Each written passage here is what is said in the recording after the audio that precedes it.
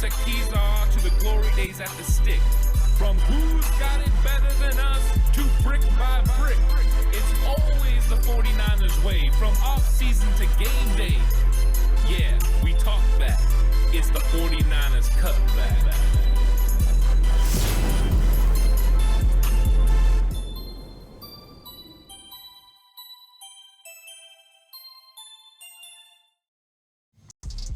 It's 49ers Cutback Podcast time. Welcome to the show, everyone.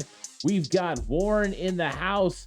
Means this is going to be a fun episode. Thanks for coming through and checking it out. Please like and subscribe to the channel if you haven't already. On that push for 5K.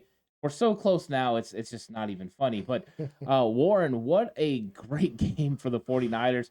Once again, me and you watched the game together. All the energy, whether there was negative energy or positive energy, it was just so up and down in that game. How fantastic was that finish, and how fantastic was that game for the 49ers? It was everything the first game was and more. You know, I mean, what they went through this game, the deficit in the first half to what happened in the second half, it was a roller coaster of emotions for any Niner fan.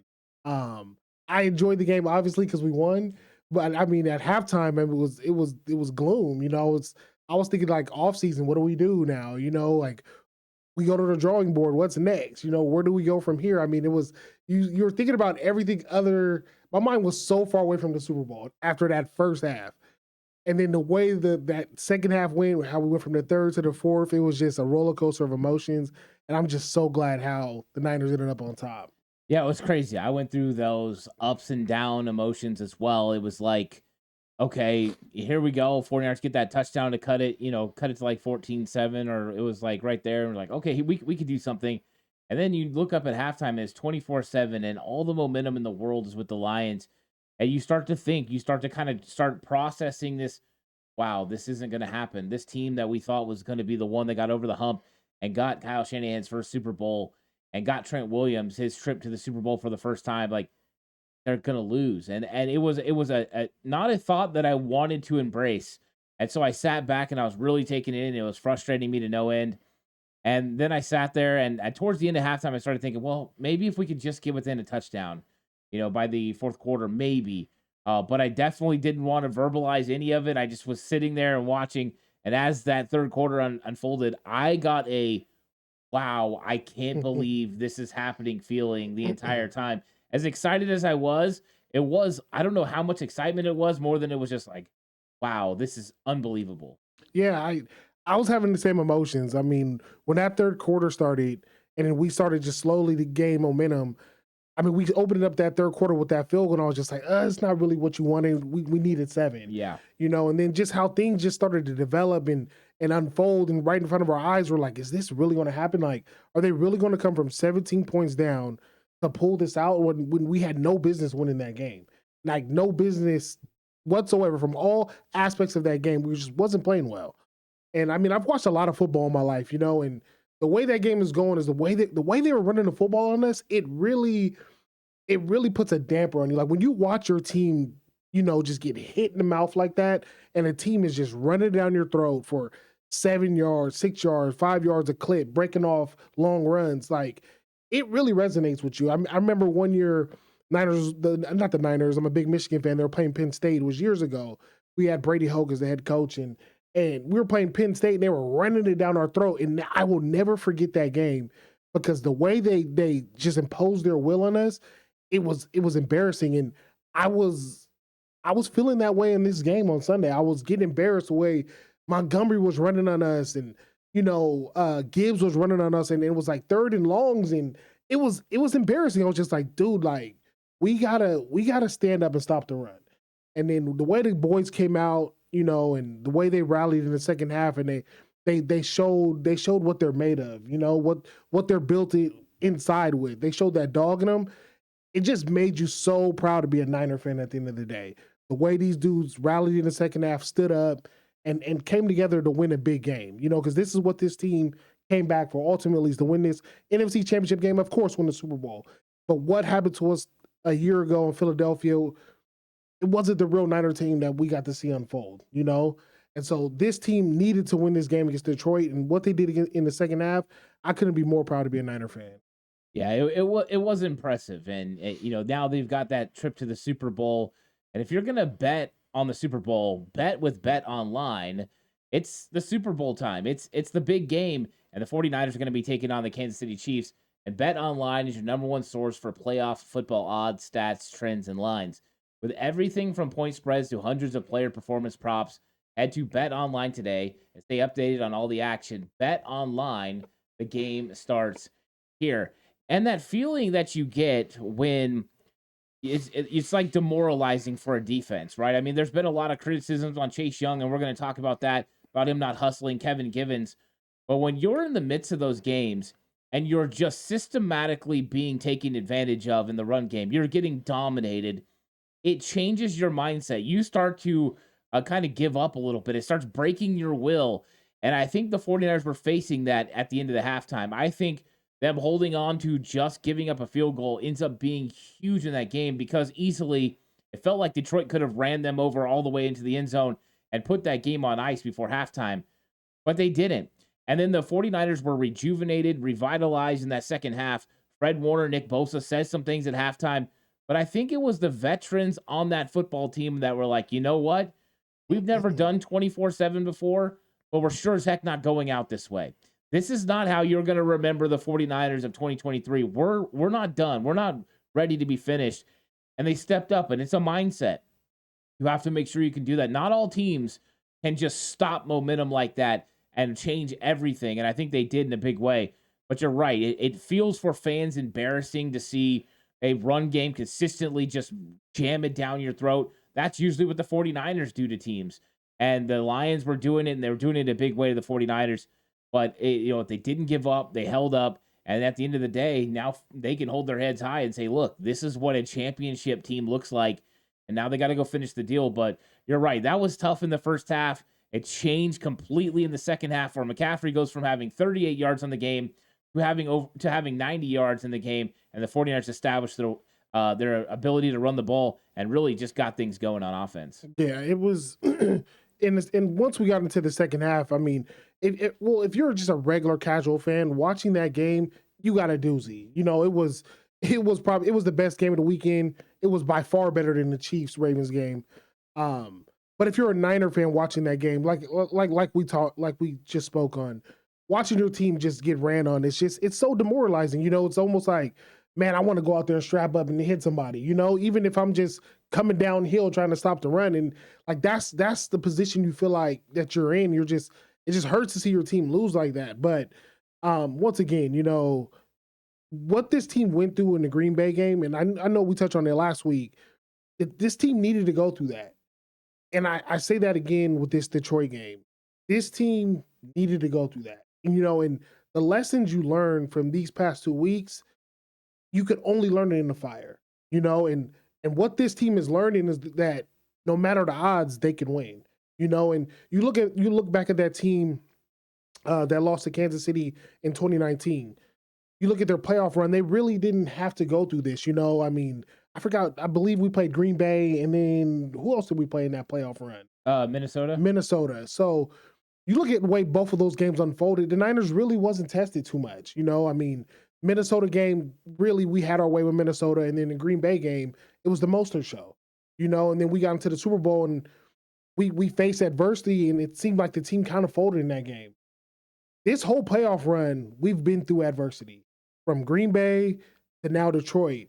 And what this is building in this team and the camaraderie and what these guys see in each other is that these guys, no matter the odds, they could come out on top.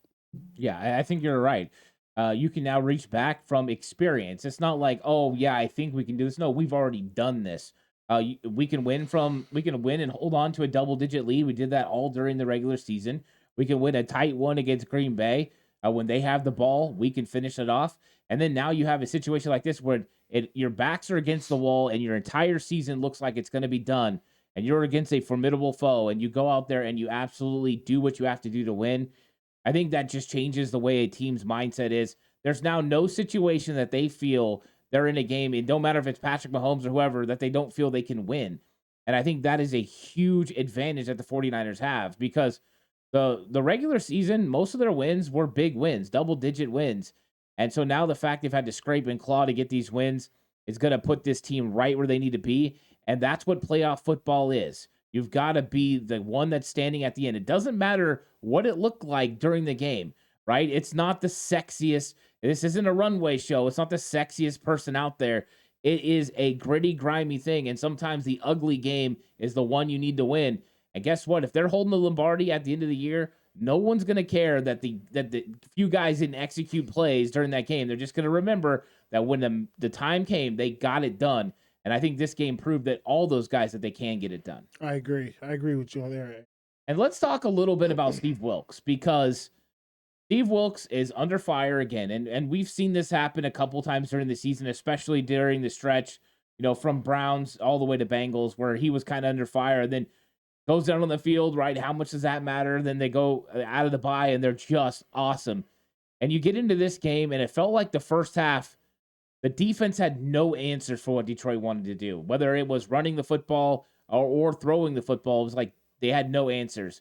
And you were vocal when we were sitting there that you were not happy with Steve Wilks. You didn't really care for, some of the way that they came out in that game. Kind of elaborate on your feelings on Steve Wilks. Do you still feel that after the game? And then, what do you think about not only how they came out, but that second half adjustments and what they did in the second half? To start the game, I was definitely, I don't know any United fan that wasn't frustrated with Wilks. On the fly, I just didn't see what we were doing, what we were trying to get into, what was the game plan. Because if you watch how the game unfold, Detroit came out and it was clear as day. They want to run the football. They wanted to run it down our throat with Montgomery and Gibbs and dictate the pace of the game, dictate this game.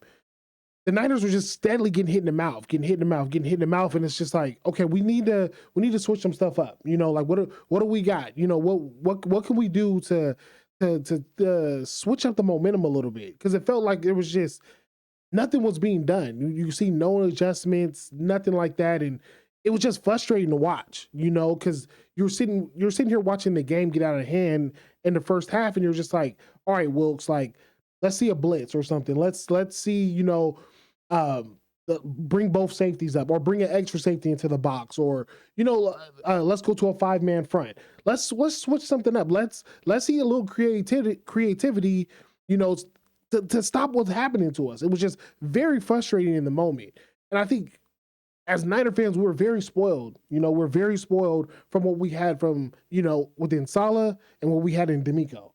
In both of those tenures, I never really seen the Niners get manhandled like they did against Detroit. I never really seen it.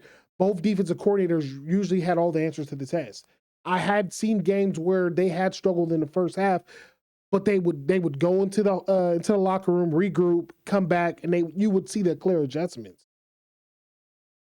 Now, how the game panned out in the second half, I am a little bit more happier with Wilks. I didn't really see it. I didn't really see too much of a difference in game plan. You may have seen more than me.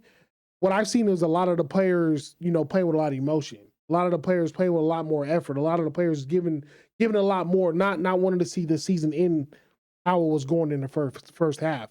But I was definitely frustrated with Wilks, and I was not too happy after the first half. Yeah, and there's a lot to unpack from that game on defense, especially. I believe that Steve Wilks came out there with a game plan that was going to be pretty conservative. They were going to not put a lot of pressure with blitzes and things like that on Jared Goff, because I think they were concerned about Goff's ability to beat the blitz.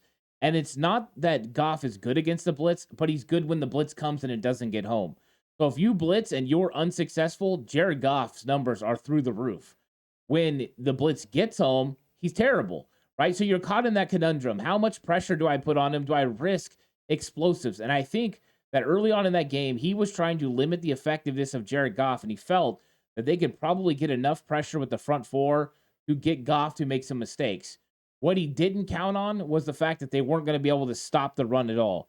And it wasn't just Wilks' fault, because there were some schematic issues with the defensive line's alignment and how the linebackers also were going into their gaps. There's a couple times that, hey, certain coverages dictate this linebacker is supposed to be in the weak A, you're supposed to adjust, and Oren Burks doesn't do it, or Fred doesn't get there where he's supposed to get. There were things like that. So it's a combination of Wilks and players not executing. I think in the second half, you have nothing to lose now. So now you're going out there with a different mindset. It's a mindset I think D'Amico and Robert Saleh went out with most of the times in the first half was we're going to be hyper aggressive. We're going to force the issue. We're going to dictate the tempo. Wilks has been reluctant to do that as a defensive coordinator for the 49ers. And I think that in the second half, he started doing that. He started throwing some good disguises at Jared Goff. Goff thought he saw man, and it was actually zone. They put a robber in the middle of the field with Deshaun Gibson. They got Gibson more active around the line of scrimmage. They just were willing to make and take chances, and it benefited them. And yes, you always run the risk of there being big plays, but the 49ers made those plays. So I think there's legit criticism on Steve Wilks' approach to the early part of that game.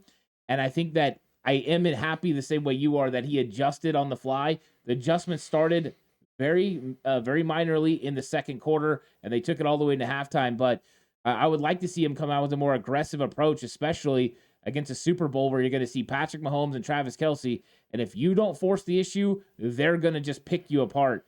So I get where everyone's feeling about Wilks.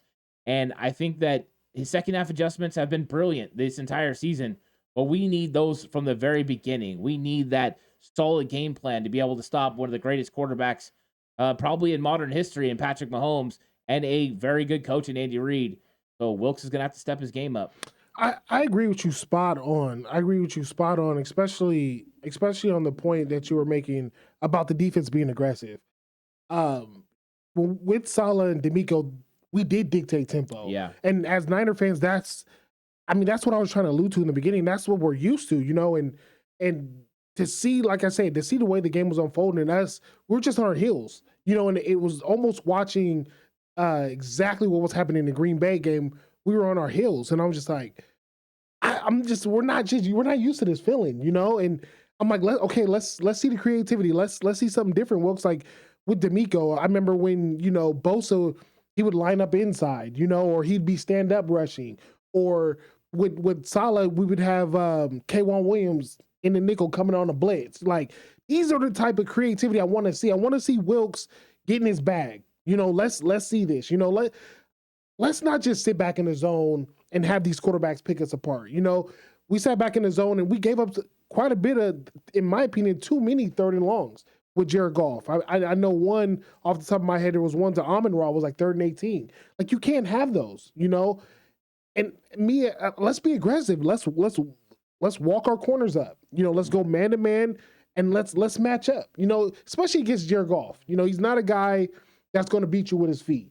So you could play more with your back towards Jared Goff.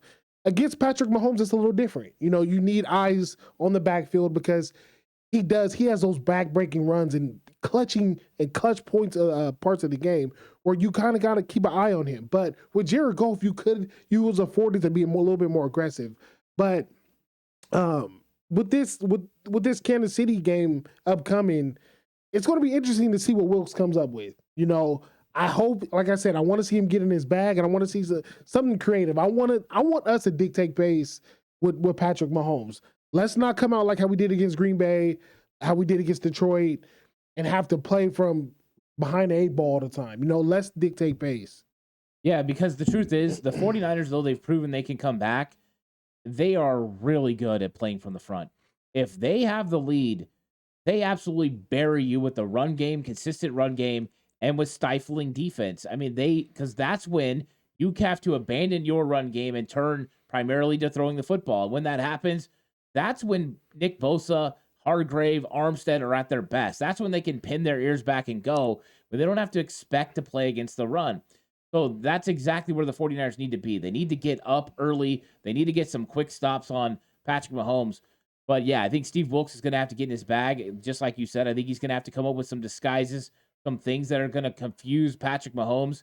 And that's going to be difficult to do, but I fully expect. And remember, they had a little bit extra time off here before they start practice this week. Kyle Shanahan, I guarantee you, is in all those meetings. Kyle Shanahan is making sure this defensive game plan is detailed, aggressive, and he's going to make sure they don't make any mistakes against Patrick Mahomes. With that being said, some of these 49ers defensive players need to make sure they execute when the time is right. You brought up the play to Amon-Ra St. Brown for the 18-yard touchdown, or 18-yard catch, I'm sorry. And on that play, Jair Brown's in perfect position. They ran a cover 3 buzz. They put him right there. He's there. And then he leaves his area to drop on Jamison Williams with Deshaun Gibson already on it. It's like sometimes it's Wilkes, and then sometimes it's like Wilkes dialed it up, and it just wasn't executed. And that's one of those frustrating moments.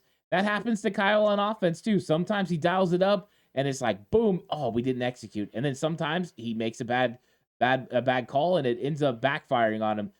That's kind of the give and take. And, we got to give Steve Wilkes this. He was going against Ben Johnson, who's a really good offensive coordinator.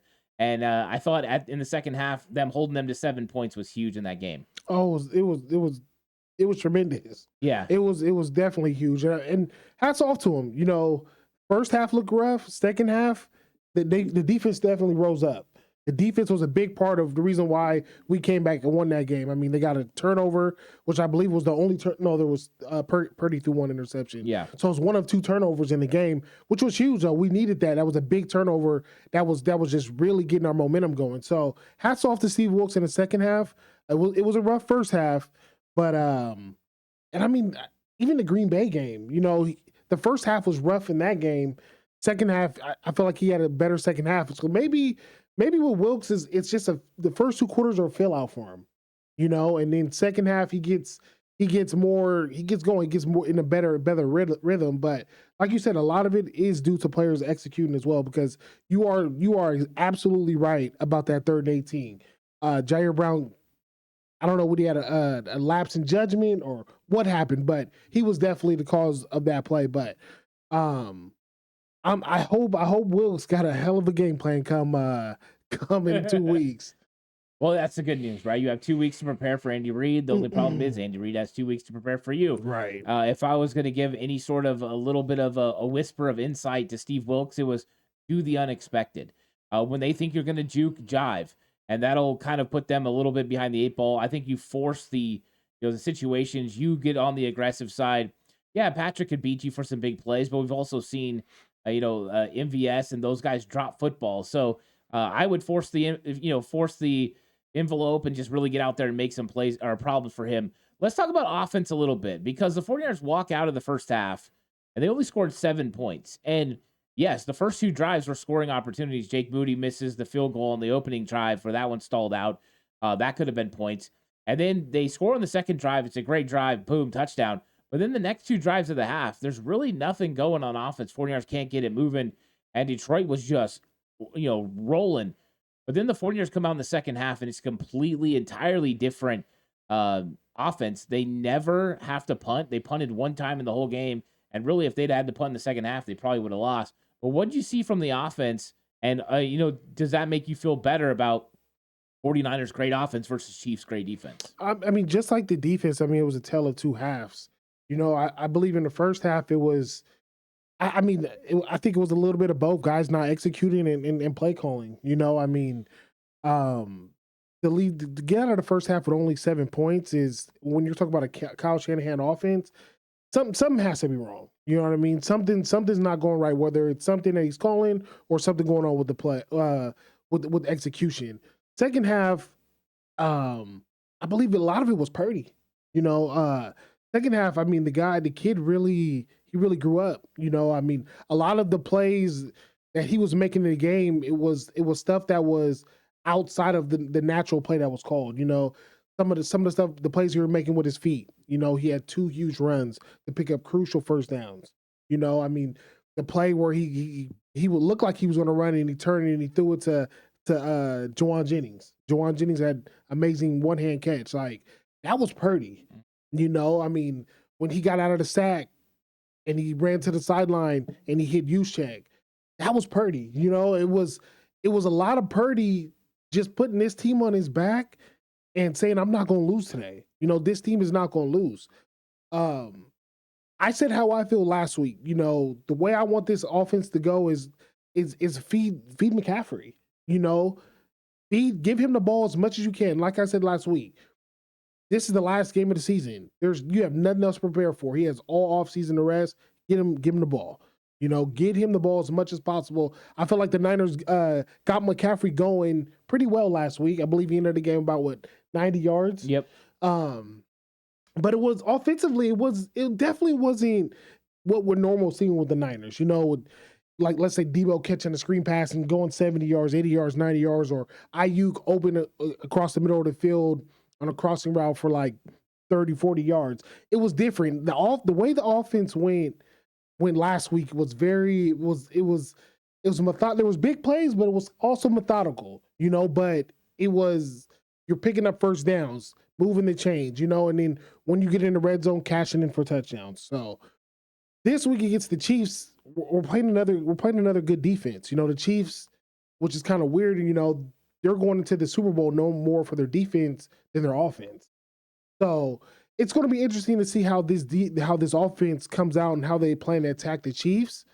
But I'm super encouraged how they won last game, just because it wasn't the typical Niner offense that you're used to seeing. They had to win the game a different way. So now we know the Niners, they're capable of winning the game outside of their normal offensive production. But it's going to be interesting to see how Kyle Shanahan puts a game plan together to attack Kansas City next week. Yeah, it's interesting that I believe in 2019 it was Patrick Mahomes and the Chiefs that had all the talent on offense in the world, and their defense was leaking oil a little bit. And then they were the ones coming back from huge margins in the playoffs to get to the Super Bowl, and they ended up coming back on the 49ers and winning. And now the roles are completely reversed when you look at the 49ers offense, and they're the ones with all the weapons, and their defense is leaking oil a little bit. It's an interesting thought process that this thing is completely inversed, yet it's the same. They're both going to be wearing the same jerseys they wore in 2019. Yeah, crazy. Vinovich is still going to be the referee and his crew. There's a lot of similarities. It's kind of hilarious. But yeah, you're right. I mean, the 49ers, their thought process going into this game was obviously to get the run games established with Christian McCaffrey. And they did a very good job of slowing him up early on in that game. The second drive of the game, Kyle Shanahan really got Deebo Samuel involved. He caught a quick screen. He had a push pass.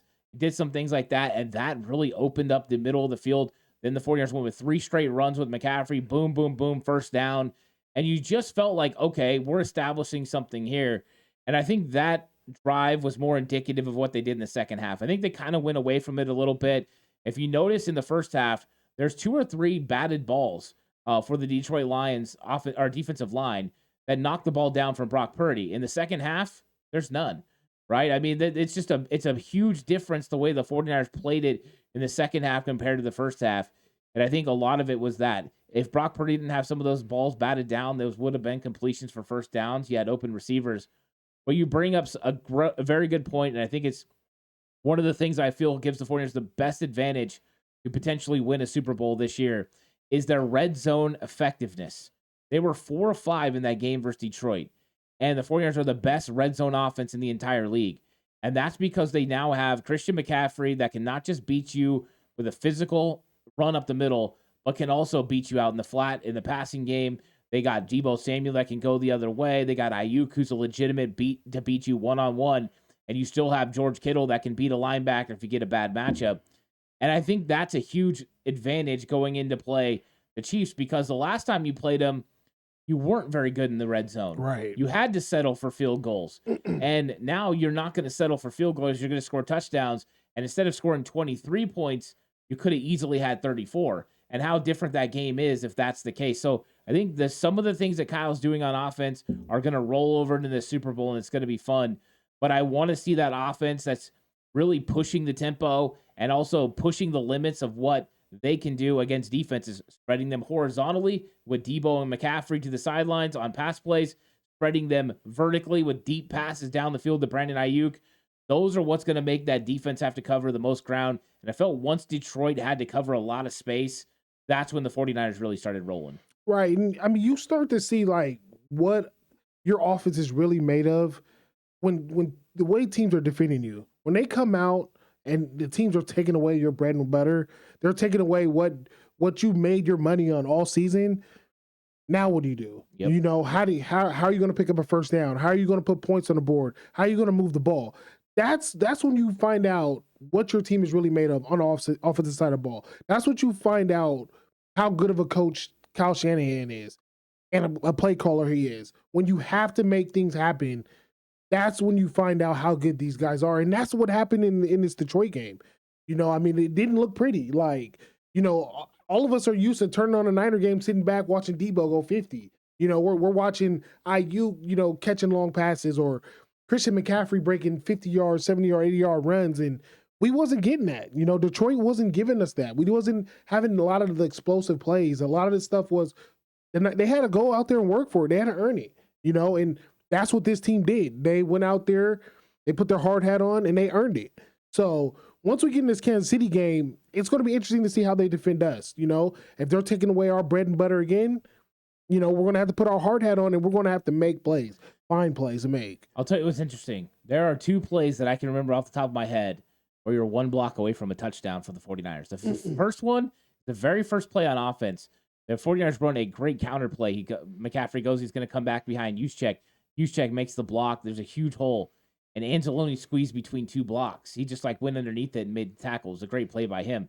But literally, could have been a whole shot touchdown on the very first play. Jeez. Later on, you throw the screen to Debo, and they're 1 block away from him going to the end zone for a touchdown. That's how close it was to having some of those big games and big plays. So when we talk about it where it's like execution and play calling, sometimes it's just one guy's difference between a touchdown and a good gain, or in some cases, like the first play of the game, a 3-yard gain. That's how close these things are, razor thin. The 49ers have to execute at the highest of levels when they get into these games. But I was optimistic because the 49ers rushed for 90 on Detroit. They have a good run defense. And Kansas City, run defense, it ain't it. They're one of the bottom half of this league as far as run defense. So if you're going to find a weakness where your strength and weaknesses match up against each other, that's a good one for the 49ers. Yeah, execution. Going back to execution is everything. I mean, if you look at the other side of the ball, I mean, Detroit had 2 huge drops. Yeah. He execute those two catches, it might be a different ball game. Yep. And you have to execute when you're in these games, in these big games. And I can't speak of it enough. It's huge. Yeah, let's talk about those big drops. Because last week we were on here and you were saying, hey, Dan Campbell scares me because this guy is unconventional. He'll go for it. He's a crazy guy. Like he'll go for it. And I sat here and I looked at you and I said, good. And I said, I hope he does, because I just had a feeling that aggressiveness would come back to bite him in the butt. And I'm glad I was right, because he was super aggressive in that game and he went for a couple 4th downs. And I get the mindset, right? If you get those 4th downs, you're putting that game away early. And so I think he had a lot of belief in his team, but he made a mistake by going for them. And I don't want to say that mistake caused them the game, because the 49ers still had to make the stop. Right. The 49ers still had to stop him on 4th down. The decision was a bad decision in hindsight, but the 49ers had to make the plays. And it's as simple as, and people said, oh, well, he just dropped the ball. Yeah, but look at all the rest of it that happened. You had moving Goff off his spot, makes the throw a little bit tougher, makes it thrown behind Reynolds. Ambry Thomas isn't that far away. You get a drop. Like, there was a cause and effect, and it comes from, you get pressure from Bosa, you get pressure from Kinlaw, Goff moves, and you get the play. So it wasn't luck. It was executed well by the 49ers, but Dan Campbell really shot them in the foot in this one. It's funny how this game turned out, because I mean, we called it last week. Yeah. I mean, more so I brought up the point that Dan Campbell is a real wild card. He's a real joker. You don't know what you're going to get, and you hit a spot on, you're like, I hope he brings that to the table. Mm-hmm. And he absolutely did. I think I've seen a stat where they said during the regular season in short yard situations, he was 17 out of 20, which is darn good. Yeah. That's amazing. But I mean, once you get to January football, it's different. I mean, you got to call these games different. I mean, in those situations, for him not to either punt the ball or kick a field goal, kick 2 field goals was huge. I mean, and at the end of it, he may have cost his team. I mean, if I'm a Detroit fan, I'm hurting inside. I mean, yeah, this is what you lived on all year. Dan Campbell, this is what he made his money on with this team. This is what he's installed in this team is grit and so what is 4th down? Go execute. I got faith in you to pick this up. And it just wasn't happening in these games. And those calls, he's going to be forever known for it. Just like Shanahan. Shanahan, to this day, gets killed for the Atlanta Falcons game. the 28-3. Everybody puts that on Shanahan. And he wasn't even a head coach. Yep. Dan Quinn was the head coach, and Shanahan gets more flack on that, you know what I mean, than Dan Quinn does. Dan Campbell, he's going to get this, until he gets back to this moment and he overcomes it. And it's going to suck for him because I think he's a heck of a coach. I think the guy's a great coach, and for what he did, what he's done with Detroit, what he's done for that city, he brought him back from the dead. He's an amazing coach. But in those situations, you gotta coach better. You know what I mean? You gotta err towards let's get 3, let's get off the field, let's play defense. Let's punt, let's play defense. Football is a long game. I know during this game, actually during this Niner Detroit game, I was texting one of my friends, and I'm like, man, this is getting bad at halftime, and he was just like, well, there's a whole other second half. And the way I was feeling, the way I was texting him, I was just like, I don't think it's going to matter too much, And at the end of the game, he texts me back. He's like, I told you there's a whole second half, And that's what Dan Campbell needs to look at, And that might be the last maturation process of him becoming a complete coach, is learning how to handle these in-game situations. He has to get better at it. But the Niners benefited from it, so I'm not too mad about it. We're headed to the Super Bowl. I feel bad for Detroit fans, but man, dude, Dan Campbell, he's gonna have to sit with this for a while. Yeah, and Steve Wilkes was in his bag on both of those plays. The first one, whether it's the errant throw to Reynolds, they go ahead and they put Jair Brown on the running back out of the flat, and Jahmyr Gibbs usually usually causes struggles for linebackers. So they put the faster Jair Brown there, takes him away. Then you got the movement. He tries to throw, so they confused him there with that look. And then the next one, they show man covers the whole time. Dre Greenlaw motions in the whole thing. It looks like man covers. They run their mesh concept, perfect man Peter, and then it's zone. And Logan Ryan takes away one, Greenlaw takes away the other. All of a sudden, Goff's getting pressure. He runs out and he makes an errant throw. And it's like those types of calls are what make me think Wilkes has it in him. Like, Wilkes can do this. Of course, you have to execute. I mean, and Logan Ryan executes at such a high level there, Warren. He comes in at nickel cold after Ambry gets hurt on the flea flicker attempt. And he just played lights out. I did not expect it. I thought it was going to be Isaiah Oliver, but it's Logan Ryan. And now I have to ask you, because we talk about Ambry all the time because you're a Michigan fan, so you're very familiar. Do you stick with Ambry Thomas going into this Super Bowl game, or are you flirting around with the idea of, hey, let's put Demo back outside and let's play Logan Ryan in the nickel? It's a tough conversation to be had. After this Detroit game, I don't feel like Ambry played bad. He didn't have the game that he had in Green Bay, where he had the pass interference, and I believe he had another play where he gave up something. But this game against Detroit, I believe the way I watched Ambry play in this game, he looked a little bit more confident.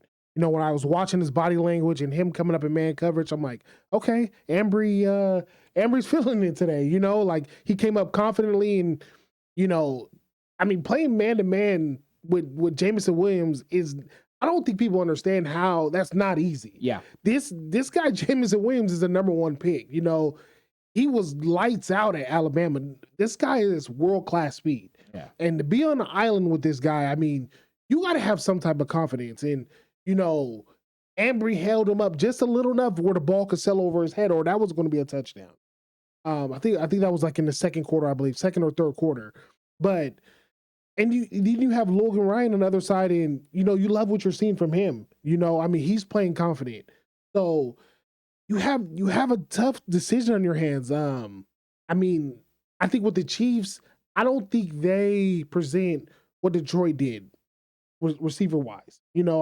Jameson Williams, to me, he's a growing star. Then you have Amon-Ra St. Brown. You have, I think it's Reynolds, right? Reynolds, yeah. Reynolds. And then you have Laporta. They have, those to me are 4 solid weapons. You could pick and choose your poison. The Chiefs, you're looking at Rice, you're looking at Scantling, and you're looking at Kelsey. I like my chances better with the Kansas City Chiefs. It to me comes down to matchups. What matchups do you like, and then that's where you start to make your decision. But what I've seen in Detroit, I feel like they're both playing confident right now. I wouldn't feel too bad going with either or in this Super Bowl. Yeah, and if I was Steve Wilkes, I'd be looking at the matchups to make my decision, and I might not be completely just one way or the other. It might be Right. certain personnel. I go a certain look because I wouldn't mind at times, and I know how good Rashid Rice has been this year, but I at times because of how Kansas City plays, I wouldn't mind putting Charvarius Ward on Travis Kelsey at times and allocating the other resources to other places because you don't have Jerick McKinnon. You don't have to worry about that play out of the backfield with that running back. So that's less stress for Dre Greenlaw in coverage. So I just think there's some opportunities to take advantage of some of these matchups. And I know we're going to get into all those during the week, and we'll talk those, a lot next week. But I think that Ambry Thomas could still be somebody the 49ers want to go with. But I feel very comfortable now that Logan Ryan can come in, step in, and play the nickel, and he gives better coverage than Isaiah Oliver, but was coming in and making big plays in the run game. He literally stuffed that run at the end of the game. He came knifing through and made the running back, juke to the side. They came and helped clean it up. It was such a nice play and run fits. And that was when I was like, you know what? Logan Ryan is ready when he has to play that nickel job. I think it's actually better than him than safety. So I think that right now they're comfortable with probably 4 of their cornerbacks, and that's probably all they're going to need in this game when they match up against the Chiefs is the 4 guys. Those guys are rotate or figure it out. But we know Demo and Charvarius Ward are going to be tough the entire game. They're going to do their job. And then it's just like you said, you brought it up perfectly. Matchups are going to dictate what you do with the rest of the players. And if I was worried about Valdez-Scantling running any other route besides a vertical, then I would be scared of Ambry playing him because he could break off underneath and make consistent catches. But I don't. So I know Ambry can stay over the top of him. That's what he does. And so that matchup doesn't scare me. Rice, on the other hand, better route runner, better overall player. That matchup I wouldn't like, but you could easily put Charvarius Ward over there and take away him at times. So to me, it's an easy matchup game, and they just don't have the weapons. And you get Patrick down before Right. Patrick is able to find a receiver, 12 seconds into the play. And some of the times Right. it's just ridiculous. He's just like running in circles. Right. I seen a stat where Rashid Rice where he's actually second to Debo in yak yards as a receiver. So I mean he's a guy that once he gets the ball in his hands, you just got to get him to the ground. And I mean they've struggled with drops all year long. So that team I like how we match up with them. I love how we match up. But going back to Logan Ryan and Ambry Thomas, for both of these guys, all it takes is one play. You get one play going in your favor, and it could change the game for you. It's like in basketball, you see one shot go in and you're going to start going, you feel like you're shooting in the ocean, and it's the same thing with football, especially with Ambry, Ambry, all he needs is one play. Like, and he was inches away from having that big play last week, where he could have had that interception when Jamison Williams was bobbling and he rolled over and Jamison Williams ended up with it. But if Ambry comes up with that, like that's all he needs, and he gets something like that. It's like, it's going to take his confidence through the roof, and he's going to start playing well. And you're going to see it, and that's for any player. Once you're out there, you're making plays and you feel like you're contributing to the team and what's going on, your cause, it's just going to make you feel like the man, So, like you said, man, this game is going to be matchup based, but these guys just got to make plays. Once they make plays, you'll see the results. Yeah, one of the guys that you need to make plays is Chase Young. And I don't know if you've seen, there are so many reports that he's going to be benched. I find that very hard to believe. I agree. Considering the 49ers played him over 50 snaps last week, and they basically went with a 3-man rotation of Bosa, Gregory, and Chase Young. I don't think all of a sudden Robert Beal's going to get 25 to 30 snaps. So I don't think that's the case, and I don't think it's a legit option to put Eric Armstead on the edge when you haven't been getting great interior run-stopping ability from the other guys. So, to me, I think that Chase Young's going to get a significant part of this game. But what did you think about Chase Young? Because there have been polarizing opinions. Some say he played really well. Some say he played terrible. I haven't seen very many people in between, but I'm kind of in the between category. Where are you at? I agree. I believe in the second half, he really flashed. I think he made a couple plays in the second half, and you're just like, okay, he's starting to arrive. But I have seen the footage where he is not giving effort. Yeah. He's giving lack of effort, and he's walking around out there and you're like, what is he doing? But I mean, this was the knock on him. This is what the word was coming out of Washington was, heck of a talent, Guy could have been the first. I think he was the first round pick, wasn't he? Yeah, top pick in the draft. Heck of an I think he was second overall. Second overall, like yeah. Bosa, yeah. Heck of an edge rusher. Gets after the quarterback, but it's effort. Motor. Where's it at? When you're in these games, there should be no footage of you not showing effort at all. In the NFC Championship game or in the Super Bowl, So if Niner fans are upset, I get that because that is alarming. You don't want to see that, But him being benched, I think it's kind of ridiculous. Yeah. You want to have your best 11 on the field, and Chase Young is one of your best 11. So to have him not on the field in the biggest game of our season, the biggest game to date of our franchise is ridiculous. Yeah, I think he's going to be out there, and part of it, you brought it up perfectly, is there are plays that he looks spectacular. He looks like the Chase Young where you're like, wow, he's throwing people around and making plays in the run game, making stops, getting tackles for loss. And the plays that he's not hustling, you as a veteran player, as a coach, you're going to go to him and say, hey, Chase, look at this. I need you to be better. You've got to be better for me. You've got to be better for your teammates. And I think he will, because this is a moment that nobody can say they're going to have again. Like George Kittle said on the sideline, hey, I'm going to get back here. I will get back here. And he's going to get back there. But for every one of those, there's hundreds of guys who never got back. Dan Marino included. In 1984, after he lost to the 49ers, he said, hey, I'm going to get back here. Never got back in his whole career. And so they know the impact that this is going to mean. And I think he's going to have to play with effort for the players around him. He's going to have to do that because he wants to impress them and he wants to make, big plays for them. I think there is a brotherhood there. I will say about, Chase Young, I do think he's getting a little bit of unfair criticism because there was other players not hustling on those plays as well. Literally running right next to him is Kevin Givens. They look like they're running in molasses, but Kevin Givens isn't a big enough name to catch the heat. Right. Both of those guys, and maybe it's conditioning. I don't know what it is, but they need to be better. And I think it's a mindset, right? It was the week before, right? Nick Bosa, they thought he could have gotten there on the big run by Aaron Jones. I think that these guys are going to step up and they're going to play. But I need the guy we saw in some of those explosive plays for Chase Young. We need those from the very beginning because he has to impose his will opposite of Nick Bosa to slow down Patrick Mahomes. Yeah, we're going to need that. I mean, this is why the Niners gave away a third pick to go get him. Like we need somebody opposite of Bosa, and for these games, especially when you're playing against a guy like Mahomes. I mean, you've seen the guy makes magic out of nothing. I mean, you look at the Super Bowl he lost to Tampa Bay. I mean, the guy is throwing the ball in midair on the way to the ground. And I've never seen a quarterback more pressured in my life in that game, and he was still making things happen. And it's unbelievable. The will that man has to win, you got to match it. And it starts up front with this D-line. Like, we need everything you have plus 10% come that game because Mahomes is going to bring it. Yep. So, and he's going to find a way to try to beat you. So you got to give that man heck for 60 minutes, nonstop.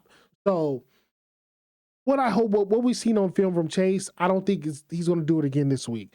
I think, like you said, these guys want this. You know what I mean? Like, and it's not just the players that want it. I mean, we've been here before, and like you said, we all seen the video of George Kittle.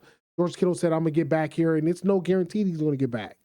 He's fortunate to get back. But not just the players want this. We know John Lynch wants it. We know Shanahan wants it. We know Jed wants it. We know Wilkes wants it. Like, he's been in the Super Bowl twice. And he's lost. Like, this team is hungry, so what we seen on film last week of him not hustling, I don't think we're going to have a problem seeing that this week. I think this team is going to come out and they're going to go get it. Yeah, I think you're right. I think there's going to be a complete mindset of go get it and make things happen because everyone realizes there's no reason to save any energy. There's no game the next day. There's no game the next week. Go give it everything you got. This is one of those once-in-a-lifetime opportunities for Chase Young. He's never been to the playoffs before because he was in Washington. Now he's in a situation where he could win his first Super Bowl. Crazy to think. And he could be a big reason why. If he goes out and plays up to his potential, he could influence this game hugely. If they're not able to give help to Bosa, Jawan Taylor's going to either get a lot of holding calls or give up a lot of sacks, and that could be huge in this game. And part of the reason that, the 49ers could win this game, Warren, is Brock Purdy. Last time they went to play the Kansas City Chiefs in the Super Bowl, they did not have Brock Purdy. They didn't have a guy that could create off-schedule plays and make plays not just with his arm but with his legs. You know what you can't do against Brock Purdy? Consistently run man coverage now, because he'll go ahead and you turn running away, and he'll find a way to get extra yards by using his legs. And I think that's a huge advantage for the 49ers. What did you think about Brock Purdy's performance? And, is this the kind of quarterback that Kyle Shanahan needed to be able to go get his first Super Bowl? I think so. Jimmy G, Jimmy G just wasn't it. As Niner fans, we've all went through the frustrating years with Jimmy Garoppolo, where he was right there, where you're just like, man, Jimmy, if you just add a little bit more to your game, that's going to put this team over the hump, and you honestly, you sit there and you watch Jimmy G and you felt like his heart wasn't into it. He really wasn't passionate about putting in the work and getting to that point. And Brock Purdy is the absolute opposite. You watch Brock Purdy and every bit of him is I want it. I want it for this team. I want it for me. I want it for this organization. I want it for these fans, and he's willing to put in the work, and he's willing to get better wherever he can, however he can. And to see the plays that he made against Detroit, is the guy never flinched. We were down 17 at half, and we don't have Tom Brady, we didn't have Peyton Manning. We have this guy that was the last pick of the Mr. Irrelevant. We put the ball in his hand, look him in the eyes, save us from this, and that's what he did. Some of the throws he was making, the guy was standing there, blitz coming right down the throat, at him, hung in there, dropped a dime to Debo, and people, it's crazy how the talking heads ridicule this kid and say this and say that about him. And it's if you watch the film, the guy shows more than just talent on the field. He shows heart, he shows grit, and the plays he started making down the stretch where there was nothing open, and he starts running. He runs for a first down. You're just like, man, look at this kid. He's growing up in front of our eyes and in the biggest moments. And it's this is a story that you couldn't write, and it's unfolding week by week for us. And as the Niner fans, it's just beautiful, because we had Joe Montana, and Joe Montana wasn't the most highly touted quarterback. He wasn't this, he wasn't that, has the strongest arm or the most athletic, the fastest. He was none of that. But what Joe Montana had was he was smart, he had heart, he was resilient, he got it. He had that it factor. And that's what we're getting with Brock Purdy is he has that it factor, and he's carrying this team to the Super Bowl. He carried us through that Detroit game, and just watching him play, this kid's not going to let us lose. No, and now we have a guy that, Kyle dials him up. He comes up with some great play calls, and he absolutely dials it up in the passing game, and he gets guys wide open, and that's fantastic. That's exactly what you want from your quarterback. But then there's times when there's just guys not open, right? They called the perfect defense. They got it covered. Somebody slipped and fell. They're not open. There's something that goes on, and you just have to make something happen.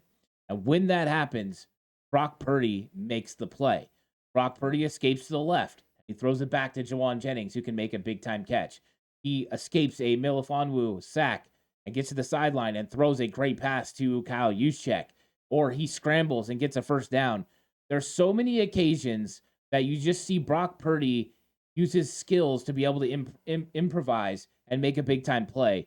Kyle Shanahan, when he first described what quarterback he was looking for, because they would always ask that, and he said, I want somebody that can operate within my system and make the plays on time that they're supposed to make, but when all hell breaks loose, can make something happen for this team. That's Brock Purdy. And that was exactly who Joe Montana was for Bill Walsh. I'm not saying Brock Purdy's Joe Montana. What I am saying is he adds that element to the offense. Joe Montana loved to go through his progressions. 1, 2, 3, 4, back to another one and make the throw. But when it wasn't there, he recognized it and he made it happen with his whether that was extending a play and getting the ball downfield or just taking off and getting yards. If you go back to that 84 Super Bowl where Joe played against Dan Marino and the Miami Dolphins, Joe used his legs a lot and was able to get key first downs and even a touchdown in that game using his legs. Those are the kinds of effects that you have on an offense that take your offense from being hey, we're really good and we can score, 24 to 27 points with Jimmy Garoppolo at the helm too. Oh no, we can score 34 to 42 points a game because when those plays that Jimmy couldn't make happen, now Brock can make them happen. Yeah, and it's so interesting to watch. Last time we were in this position, you have Jimmy G at the helm, and it's almost like Shanahan will tell him, "Hey, look, on this play, this person, that person will be open. Throw it there." The play will unfold. This person's not open, that person's not open. Jimmy G's just sitting there. You know what I mean? Like he's getting happy feet. He doesn't know where to go, and it's you could literally see like we're done, we're dead in the water. Because Jimmy's not gonna make an extra play. Yeah. Brock Purdy, it's just he has that it. And when this person, that person's not open, this second read, third read, fourth read's not open, I'm going to make a play. I'm going to scramble out a little bit. He may not take off all the way down the field. I'm just going to scramble a little bit, keep the play right, extend the play. Boom, juice checks open. Boom, IU comes open. Or he finds Kittle. Like, those are the back-breaking plays that you need a quarterback to make to win on the highest level. That's what Patrick Mahomes did us. He killed us in that aspect. If you look at how the Niners lose most of these games, these quarterbacks are just kill us. They extend the play, find somebody late down the field, and it's harder for a defense to recover from that. This is what we have in Brock Purdy. Yeah, he's not the most shiniest toy on the market, but he works for us. He does everything that we need to get over the hump, and like Shanahan said, everything he wanted in a quarterback is exactly what Brock Purdy is. And I'm just so glad that we found him in the 7th round last pick. I don't know where this organization would be right now if we didn't have Brock Purdy. Yeah, he's one of those cars that shows up, right, to a race, and everyone sees it, and it doesn't look like the other cars. It doesn't have the greatest paint job. It's not a pristine muscle car. And then all of a sudden it shows up, and but you open up the hood, and it's got like one of the best motors, got the best drive line, it's really racing really good. It's got a great stance to it. That's what Brock Purdy is. He's one of those ones that shows up and he's unassuming and you don't think he's one of those big time guys, but under the hood, he's got everything you want to be a big time player and he can beat any of those guys when the time comes. And, you can't quantify what the it factor is, but he definitely has it. Absolutely. And when you can make plays at the highest levels and you just make things happen, it's impressive. And I love the way he processes. He's an elite processor of information. And that's what makes him fit perfectly with Kyle Shanahan's system. And then when he has to make those plays, he goes out and does it. And so you feel like every single game where Brock Purdy's at quarterback for you, you have an opportunity to win. And that's how it is with the great ones. Every time Joe was back there, I felt we had a chance to win. Every time Steve was back there, I felt we had a chance to win. And since then, the only quarterback that I've ever felt that every single time he's back there, we have a chance to win is Brock Purdy. And I think that's saying a lot about what he means to this 49ers. I agree. I mean, look at his playoff record alone. He's never lost a game where he started and ended. What told me all I needed to know about this kid was last year in Philadelphia, there was 2 things that happened. One, the guy comes into the game with a hurt arm. With the tore, I believe, what was it, UCL in his elbow, that tried to get his team to the Super Bowl. Like, if that's all you need to know about somebody to know what they're made of. And that's who our quarterback is. Give me him any day of the week. If you're telling me that's my quarterback, I'm taking him. And then you go through the whole offseason. They said, oh, this guy's going to miss maybe a month to 2 months into the season. He's ready week 1. Brock Purdy's ready week 1. That's all you need to know about this kid. That's all you need to know. The rest is history. If this is what my quarterback is made of, give him the ball. He's my starting quarterback. He's my quarterback any day of the week. Yeah, and everyone's presenting this matchup of David and Goliath, right? Brock Purdy's rolling in. Can he do it? He's just all he is a facilitator. That's all he does. Game manager. Yeah, that's who is. He's John Stockton. They got Isaiah Thomas over there. He makes all the plays with the ball in his hands. I'm going a little bit back, but hey, who made the dream team, right? The one that can facilitate. I'm just saying. It wasn't that Isaiah Thomas was hated by Michael Jordan. Definitely not that. But just, you've got this cool matchup of 2 guys that do it, even though they do it a little bit differently because of the skill set that they have, they are doing it the same way by getting the ball to their playmakers and letting them make plays. This is going to be a fun matchup, Warren. I can't wait to talk about this full out 49ers versus Chiefs and the matchup next week, because I think this is going to be a huge game. I think the 49ers have a really good chance to win. Oh, I do. I think I love our chances this year compared to last time going into it. But man, we got the weapons to pull this off. I feel like Kyle's ready. I feel like we got the quarterback. Like, this game can't come fast enough, man. I'm ready for the celebration. I know we're they get it every time that they come up to the podium and stuff. I'm just gonna be like ready to run through a wall, just like ready for this game, hyped up, because the 49ers are back in the Super Bowl, and here comes a familiar foe in the Kansas City Chiefs. Chiefs are wearing red, 49ers are wearing white. Things don't change, and this is the opportunity. And the 49ers are coming with some different folks than they had last time, and so are the Chiefs. It's gonna be a showdown, man. This is the game you want to be in as a fan. Right. This is the moments that you look forward to every single year, and we're one of the two teams that get to talk about it. And I wouldn't rather have no other opponent. Like, this is the team I wanted. I mean, Yep. I thought it'd be easier if we got Lamar, because we seen Lamar did Lamar things last week. Yeah. He does those. But this is the team that got us. They snake bit us. We knew we should have won that Super Bowl. And now we get another shot at them. Man, game on. Let's bring it. Bring it on. To be the man, you got to beat the man. Right. And Patrick Mahomes is the man until somebody beats him in the Super Bowl again. Brady did it, but Brady's one of the greatest, if not the greatest of all time. Somebody else has to do it. Could this be a passing of the torch moment where Andy Reid passes the torch to Kyle Shanahan as the best offensive mind in football, and Brock Purdy takes a spot amongst the elite quarterbacks in the league? It's going to be a lot of fun. We're going to talk about it all next week. Like and subscribe to the channel if you haven't already on the Push for 5K. If you're listening on audio platform, 49ers Cutback on Believe, please give it a 5-star rating. Me and Warren will be back next week talking Super Bowl, 49ers versus Chiefs. Hope to catch you then. Until then, stay safe. And remember, the right way is always the 49ers way. Go Niners.